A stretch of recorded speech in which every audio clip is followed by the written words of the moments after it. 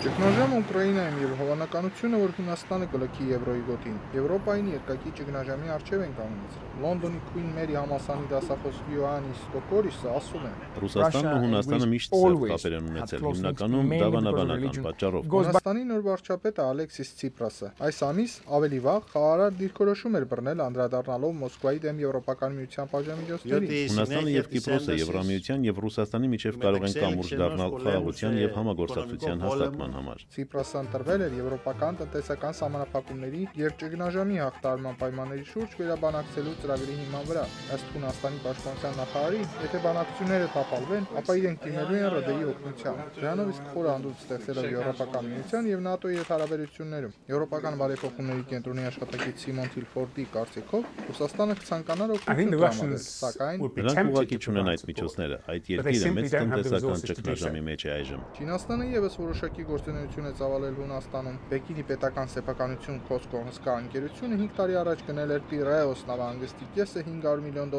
սակայն նոր կառավարության կողմից նշվել է, որ նրանք մտադիր են չեղյալ հայտարարել պետական պարտքի մարմանը ուղղված սեփականաշնորհման ծրագրերը։ Ուստի ունեցվածքը ընդլայնելու Չինաստանի ծրագրերը անորոշ վիճակում են։ Չինաստանը դժվար է ցանկանապակել 200 միլիարդ եվրոյի պարտքը։ Աթենքը նաև ԱՄՆ-ին է անվանել իբրև հնարավոր ֆինանսական օգնության աղբյուր։ Ըստ Սիմոն Թիֆոնի, Վաշինգտոնը աջակցություն է առաջարկել, սակայն դա դժվար թե պարտքերի դուրսգրման ձևով արվի։ Օբաման հույներին աջակցություն է ցույց տալիս, ճնշում գործադրելով եւ ասելով, որ դուք չեք կարող փոխհատուցման համար այդ երկիրը անվերջ պահել ճգնաժամի մեջ։ Այն կարիք ունի աճելու, վճարունակ դառնալու համար։ Վերլուծաբանները զգուշացնում են, որ եթե Հունաստանին դուրս հանեն Եվրոգոտուց, տնտեսական հուսահատությունը կարող է հանգեցնել առավել ծայրահեղ միջոցների կիրառման։ Տիգրան Մարտիրոսյան, Ամերիկայի ձայն, Վաշինգտոն։